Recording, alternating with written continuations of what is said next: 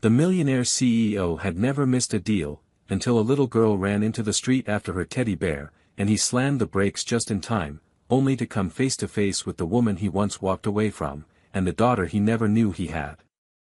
Daniel Harper never expected anything to interrupt his schedule. The morning had begun just like any other, his suit perfectly pressed, his driver out sick so he took the wheel himself, and his mind already 10 steps ahead, rehearsing the pitch that would finalize a deal worth tens of millions. He was on track, as always. His navigation had him cutting through a quiet residential street to avoid traffic lights, the sun glinting off the polished hood of his black sedan. He wasn't speeding recklessly, just efficiently, with a confidence born from a life of control and precision. But everything unraveled in less than a second. A flash of white darted into the road. He slammed the brakes instinctively, tires screeching against pavement as the car jolted to a halt. The silence that followed was deafening. He sat frozen, his heart hammering in his chest, his hands still gripping the steering wheel. Through the windshield, just inches from the front bumper, stood a little girl. She was no older than 5, with wild, golden blonde curls, clutching a plush teddy bear in her arms. Her blue eyes were wide, not quite crying, not quite comprehending. For a terrifying moment, she looked straight at him, and time seemed to collapse around that single gaze. Daniel threw the door open and stepped out, his voice caught somewhere between fear and disbelief. "Are you okay?" he managed, lowering himself to one knee as he approached her. She didn't answer. She just nodded slowly, still hugging the bear tightly to her chest. That's when he heard the voice calling out. A woman, panicked but controlled, rushing toward them from the sidewalk outside a small cafe. "Emma," she shouted, breathless, and scooped the girl into her arms. Daniel straightened, stepping back. He looked at the woman and felt the ground shift beneath him. The voice was familiar. The eyes were familiar. The shape of her face, the way she held herself, even the quick scan she gave Emma to check for injuries, it all came back to him in an instant. Lily. Her hair was longer now, tied back hastily, and her face bore the wear of sleepless nights and years past, but there was no mistaking her. It was the woman he had once loved, the woman he had left behind when he chose to chase success over stability, ambition over intimacy. She looked up, her expression going from relieved to stunned in the span of a breath. Their eyes locked, and the memory of their last conversation hit like a wave. Neither spoke right away. Emma, sensing something unspoken, leaned her head against Lily's shoulder. Daniel stepped forward slightly, his voice low. "Is she?" He didn't finish the question. He couldn't. But Lily's answer didn't come with hesitation. "Yes," she said, not bitterly, just simply. "She's yours." The air between them changed. The street disappeared. The sound of passing cars and birds and distant music meant nothing. Daniel looked at the little girl again. The curls. The blue eyes. And suddenly, it all made sense in the most impossible, undeniable way. Daniel stood frozen in the middle of the street, the sound of his heartbeat louder than the hum of passing traffic or the soft murmurs of morning around them. Lily's words echoed in his mind with staggering force, "She's yours." He didn't even notice how tightly he was gripping his car keys until they bit into his palm. Across from him, Lily adjusted her hold on Emma, who still clutched the stuffed bear as if the morning's chaos hadn't quite registered. The child glanced between them, confused but quiet, and Daniel suddenly became aware of how absurd and exposed the moment was, taking place in the open air with the past colliding into his present like a crash he hadn't seen coming. "I think we should go somewhere to talk," Lily said after a moment, her voice steady but guarded. Daniel nodded, not trusting himself to speak just yet. She gestured toward the cafe she had come from, the one with its name stenciled across the window in faded gold. It looked like the kind of place that hadn't changed in a decade, and as they stepped inside, Daniel couldn't help but think how far away he was from boardrooms and conference calls. They slid into a booth by the window, the waitress recognizing Lily and bringing her a mug of coffee without asking. Daniel declined anything. His hands were still trembling slightly, and he didn't want to show it. Lily sat across from him, Emma nestled beside her with a coloring book and a small box of crayons the waitress had brought over. The girl had settled quickly, comforted by proximity and routine, while the two adults faced something far less manageable. Daniel watched Lily quietly for a moment, noting the changes, lines around her eyes that hadn't been there before, the calm weariness of someone who had been through more than she ever should have alone. She didn't rush to fill the silence, letting him sit with the weight of what she had said. "You didn't tell me," he finally said, not accusing, just stating. "You didn't even try." "I wrote you a letter," she replied. "More than one, actually. But I never sent them.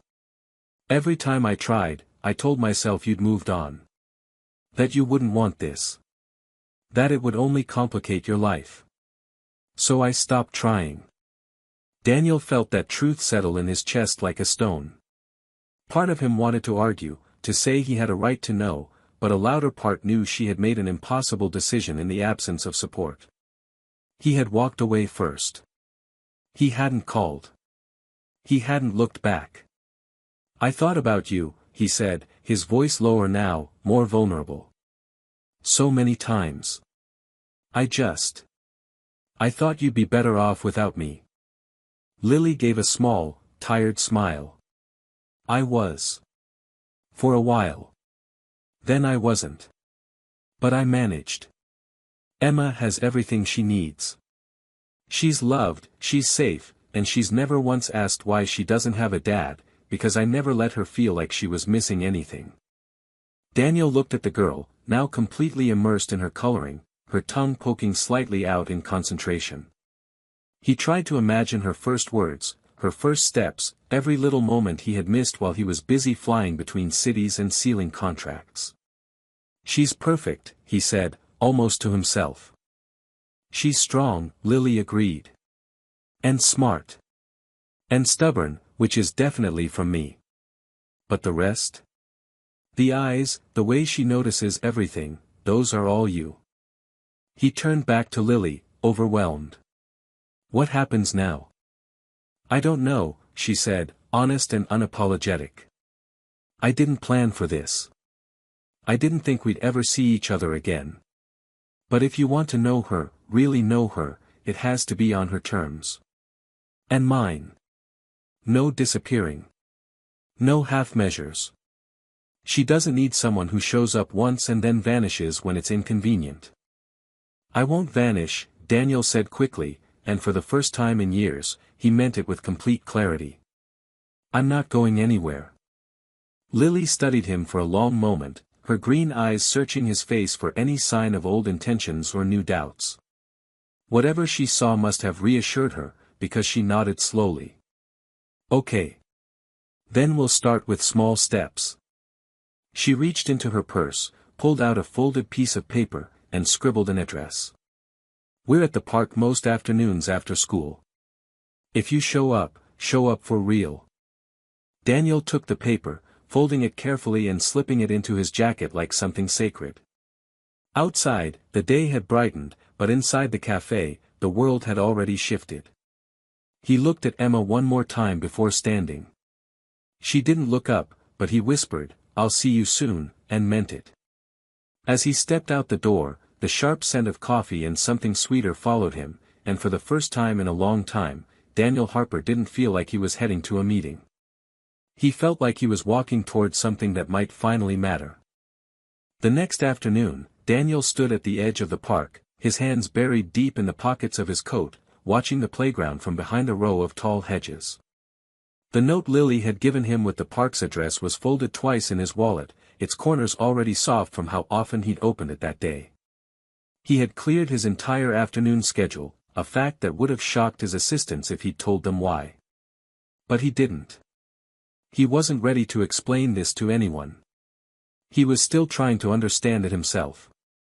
From where he stood, he could see children running across the grass, chasing each other, parents sitting on benches with coffee cups and tired eyes. There was laughter, squeals, the sharp clang of the swing chains, the clatter of sneakers on pavement. And there, near a blue and green jungle gym, was Emma.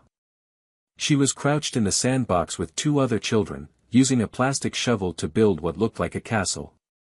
She wore a purple jacket and a bright yellow bow in her hair. Daniel didn't move right away. He just watched. She looked so small from this distance, but every movement, her determined expression, the way she gently brushed sand off a friend's shoulder, was filled with an energy that made his chest ache. He'd missed 5 years. That reality sat heavy on his shoulders. Every first word, every birthday candle, every tear over a scraped knee. He'd missed it all. And yet, here she was. Real. Alive. Within reach. He spotted Lily nearby, sitting on a bench with a book open in her lap, though her eyes were more on Emma than the page. She looked up after a few moments and found him immediately, like she'd known exactly when he'd arrive. She gave a short nod. Not a wave. Not a smile. Just a nod of acknowledgement. That was enough. It was permission. Daniel made his way across the grass slowly, his shoes quiet against the soft earth. He wasn't sure what to say when he reached her, so he didn't start with words. He sat down at the far end of the bench and waited. Lily closed her book but didn't look at him right away. "She's been here all afternoon," Lily said after a moment, her voice calm. "She gets restless in the house after school. The park helps." Daniel nodded. "She seems happy." "She is. Most of the time." They sat in silence again. It wasn't hostile. Just cautious. Careful. He finally spoke. "I didn't know what to bring, or if I even should.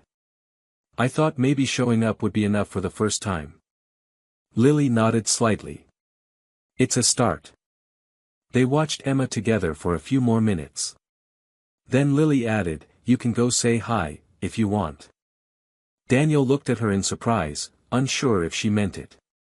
But she just gestured toward the sandbox. "She doesn't know you yet. But she's curious. She asked who you were yesterday, after we left the cafe." "What did you tell her?" "I said you were someone who wanted to get to know her. And that if she wanted, she could decide when and how." Daniel swallowed, unsure how to process the mixture of hope and fear rising inside him. He stood and walked slowly to the sandbox, kneeling a few feet away so he wouldn't seem too close, too sudden. Emma looked up from her sandcastle and stared at him. Her bright blue eyes were even clearer up close. "Hi," he said softly. "I'm Daniel." She blinked at him, then tilted her head. "That's a grown-up name." He smiled. "It is. I'm a grown-up." She thought about this. "Do you like sand?" "I do. Especially castles." She looked down at her structure and nudged a crumbling tower with her shovel. "This one's not very good." "I think it's pretty great," he said. "Better than any castle I ever built." She studied him for a moment longer, then scooted slightly to the side. "You can help if you want. But don't mess up the bridge." "I won't," he promised. He picked up a small plastic bucket and began helping her fill it with damp sand. They worked quietly, side by side. She didn't ask who he was or why he was there.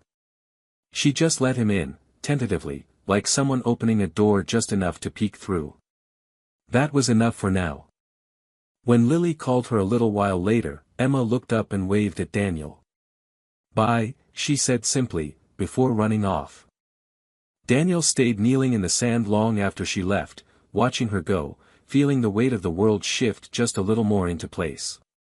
He hadn't been ready yesterday. He wasn't sure if he was ready now. But he was here. And somehow, that was already changing everything. Over the next week, Daniel returned to the park every afternoon, each time arriving a few minutes earlier than the day before, just in case. The first few visits were quiet. He didn't bring gifts or try to force conversation. He simply showed up, sat at the edge of the sandbox, and waited until Emma acknowledged him. At first, she mostly watched him from the corner of her eye, occasionally offering a comment about her sandcastle or asking if he'd seen a butterfly she spotted nearby. But with each day, something shifted. She began to save a place for him next to her, handing him a bucket before he even sat down. She told him about her school lunch, her favorite stuffed animals, and how she liked the moon more than the sun because it didn't make her squint. Daniel listened, nodded, and added just enough of himself to show her he cared without ever taking up too much space. Lily continued to observe from a distance, always close enough to step in, but never interrupting unless Emma called for her. Daniel noticed how she let Emma lead the pace of their interactions. He understood now, this wasn't just about him making up for lost time, it was about Emma feeling safe, feeling seen. Every time she reached for his hand or laughed at something he said, it felt like a small miracle. He wasn't earning trust with declarations or apologies. He was earning it with consistency. One afternoon, after a particularly long castle-building session, Emma turned to him and said, "You can come to my school play if you want. But only if you don't wear your serious face." Daniel blinked, surprised, and laughed. "I'll try to leave it at home," he promised. She grinned, pleased with herself, and began drawing a ticket on a scrap of paper she pulled from her coat pocket. He watched her with a quiet awe, stunned by how much space someone so small could take up in a heart he hadn't realized was empty. After she ran off to the swings, Daniel walked over to Lily's bench. She looked up from her book but didn't close it, just slipped a ribbon between the pages. He sat beside her, unsure how to start. She beat him to it. "She talks about you at home now," Lily said, not smiling, but not distant either. "She asks if you're coming back each day." "I'm not going anywhere," Daniel said quietly. "Even if she stops asking." Lily studied him, her eyes soft but wary. "You say that now. But I've raised her to survive disappointment. I need to know that you're not a new chapter that closes just as fast as it opened." "I know what I was," he said. "I know I left. I made every selfish choice I could when I walked away. But something's different now. She's changed me, Lily. Even in just a few days." "She doesn't know the full story," Lily replied. "But one day she will. And I won't lie to her to make it easier for you." Daniel nodded. "I don't want her to think I was perfect. I just want her to know I'm here now, and that I won't run." They sat together for a while, saying nothing. The breeze picked up. Leaves blew across the path, and a dog barked somewhere in the distance. Emma ran back to show them a leaf she'd found shaped like a star. Daniel knelt to look at it and told her it was the most magical leaf he'd ever seen. She handed it to him, told him to keep it, and ran off again. As he held the small, brittle leaf in his palm, Daniel realized that this moment, this ordinary, gentle moment, was more important than any boardroom, any contract, any title. He wasn't trying to rebuild what was lost. He was learning to build something entirely new. And for the first time in his life, he wasn't afraid of where it might lead. By the end of the second week, the rhythm between Daniel, Emma, and Lily had settled into something that almost resembled normalcy. It was fragile, like glass still cooling, but it was real. Daniel no longer waited on the edge of the park. He arrived and walked directly to the sandbox or the swings, wherever Emma happened to be. She greeted him without hesitation now, sometimes waving wildly, sometimes running straight into his arms with stories spilling out of her before he had a chance to say hello. It was in those unguarded moments that he saw the truth of her trust beginning to take shape, the way her eyes lit up when she spotted him, the way she reached for his hand naturally, not as a test but out of instinct. It wasn't about forgiveness anymore. It was about belonging. One afternoon, Emma brought him a picture she had drawn, 3 stick figures standing under a big yellow sun, one taller than the others, and all 3 holding hands. Daniel felt something unsteady rise in his throat when she pointed to each one and named them. "That's me. That's Mommy. And that's you. You have the tie." He looked down at the drawing, then up at her, and all he could say was thank you. She beamed and said he could keep it. He folded it carefully and slipped it into his jacket pocket like it was a contract more binding than any he'd ever signed. Later that evening, Lily invited Daniel to walk them home. It wasn't a grand gesture. It wasn't framed as a reward. It was simple, like the trust that had begun to grow between them, quiet, deliberate, necessary. They strolled along the sidewalk, Emma skipping ahead of them, humming a song she made up as she went. Daniel and Lily kept pace behind her, not speaking at first, just listening to the rhythm of the moment. It was almost sunset. The sky was streaked with gold and lavender, and the world felt unusually calm, like it was holding its breath for them.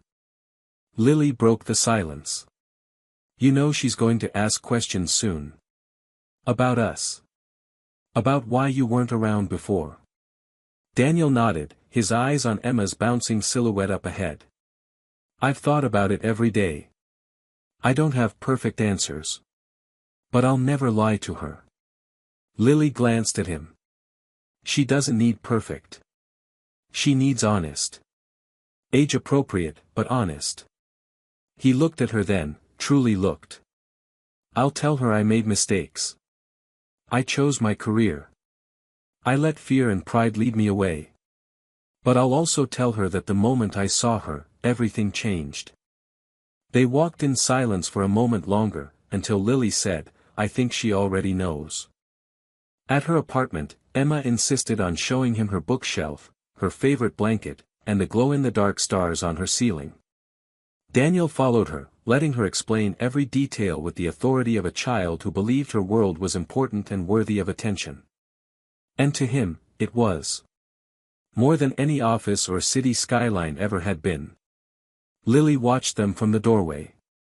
Her arms were crossed, but there was no tension in her body anymore. Just observation. Maybe even something close to peace. Before he left, Emma hugged him and whispered, You should come for pancakes one day. He crouched to her level and promised he would. She looked at her mother for confirmation. Lily didn't say yes or no. She just nodded, slowly, as if weighing something deeper than just breakfast. And that was enough. On his walk back to the car, Daniel didn't think about pending mergers or late-night calls. He didn't think about what he'd given up. He thought about what he was building. For the first time in his life, it didn't feel like he was climbing toward something. It felt like he had finally arrived at something that mattered more than winning ever had. The invitation to pancakes came 2 days later, not from Emma, but from Lily. It arrived in the form of a text, short, almost cautious, like she wasn't sure how he would respond. Emma wants to know if you're free Sunday morning. She insists you help her flip pancakes. Daniel stared at the message for a moment longer than he needed to, letting the weight of it settle into him. It wasn't just a meal. It was a shift, a subtle but clear indication that Lily was starting to see him not as the man who had left, but the one who had stayed. Sunday morning was bright, the kind of soft, golden morning where the world felt quiet and forgiving. He brought a small bouquet of flowers, not roses, but something light and cheerful, daisies and peonies, picked up from a local street stand on the way.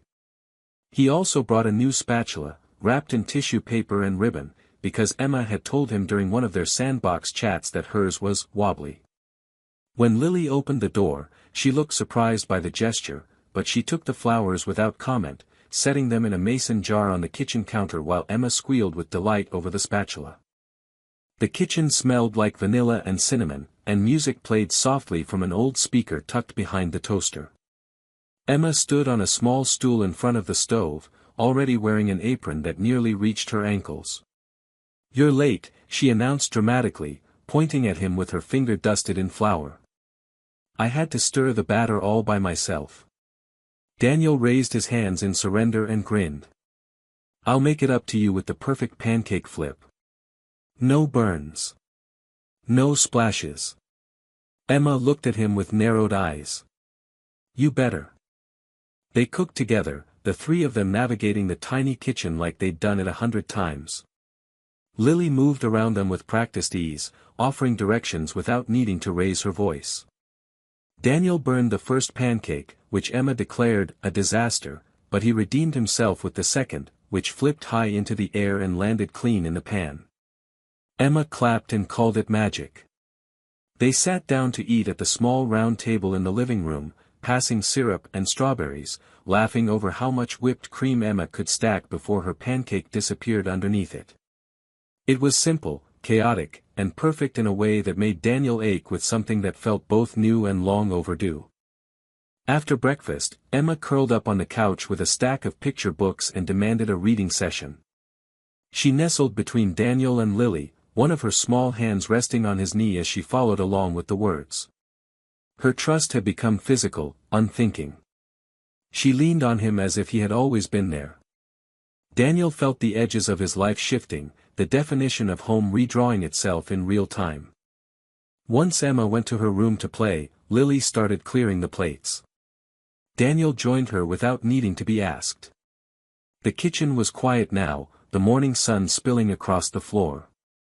She's really happy, Lily said quietly, rinsing a plate. She hasn't smiled like this in a long time. Daniel dried the plate and set it aside, then met her eyes. Neither have I. Lily looked at him for a moment, and something softened in her expression.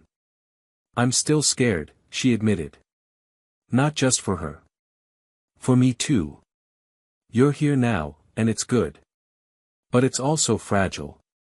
I've built everything around protecting her from being let down. I know, he said. And I'm not asking you to pretend I didn't fail you before.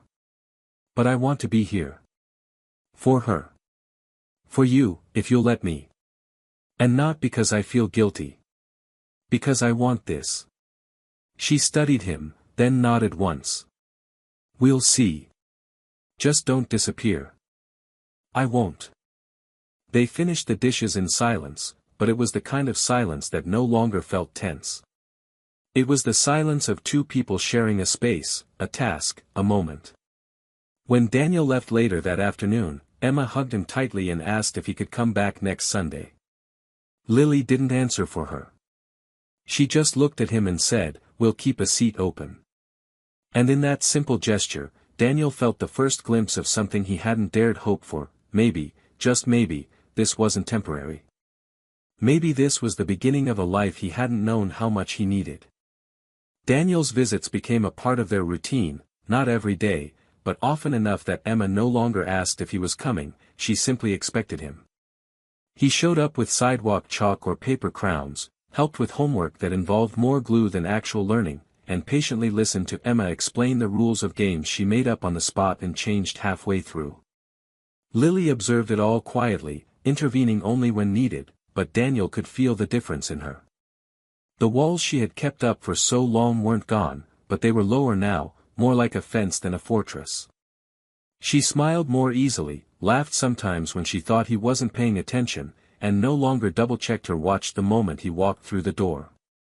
On Thursday evening, Lily invited him to stay for dinner without Emma prompting her. It was a small thing, but to Daniel, it felt monumental. He brought groceries, nothing fancy, just pasta, garlic, and the makings for Emma's favorite cheesy bread. While they cooked, Lily let him chop vegetables, though she teased him for the way he held the knife, joking that he looked like he was negotiating with the onion instead of slicing it. Emma sat at the table drawing on napkins, announcing that they were now in a restaurant called Mommy's House, and Daniel was the official bread taster. He played along without hesitation. Later, while Emma watched a cartoon in the next room, Daniel and Lily sat on the balcony with mugs of tea. The evening air was cool, the sky bruised with fading streaks of pink and purple. For a while, neither of them said much. The silence was comfortable now, no longer filled with what-ifs or unspoken blame. It was Lily who finally broke it. "You've changed," she said softly, not looking at him. "You're not the man I said goodbye to 5 years ago." Daniel leaned back in his chair, letting the weight of that truth settle between them. "I hope not," he said. "I was selfish. I was so obsessed with proving myself that I didn't know how to be there for anyone else." "You weren't a bad person," she replied. "You just weren't ready." And I couldn't wait for you to figure it out while raising a baby alone. I know, he said. And I don't expect you to forget that. But I want you to know that I'm not here just for Emma. I mean, I am, of course, but I'm also here because I never stopped thinking about you. Lily turned to face him then, her green eyes calm and steady. Do you think it's possible to pick up where we left off? He shook his head. No. And I don't want to. I want to start where we are. You're not the same person either. You're stronger now. And so am I. She didn't answer right away, but she didn't look away either. I'm scared, she finally said. Of giving you this space again. Of what it would do to her if it didn't work. I am too, he admitted. But I'd rather face that fear than walk away again and wonder what we could have had. They sat there as the sky darkened completely, the soft hum of the city below them. Eventually, Emma padded onto the balcony in her pajamas, hair messy, holding her bear. Can he tuck me in tonight? She asked, her voice small but sure. Lily nodded without hesitation, and Daniel stood, swallowing the tightness in his chest. He followed Emma to her room, pulled the blankets up to her chin, and sat beside her while she told him all the things she still needed to do tomorrow. When her eyes began to close, she reached out and took his hand. Are you going to stay forever now? She mumbled, already halfway asleep. He didn't know how to answer that with the weight it deserved, so he said what he could. As long as you'll let me. Her fingers didn't let go. When he stepped back into the living room, Lily stood there waiting, arms folded not in defense but in thought. She walked up to him and, without saying a word, pressed a kiss to his cheek.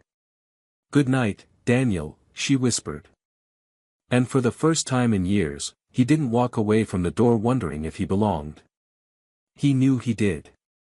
Sunday came with the kind of early spring light that made everything feel a little softer.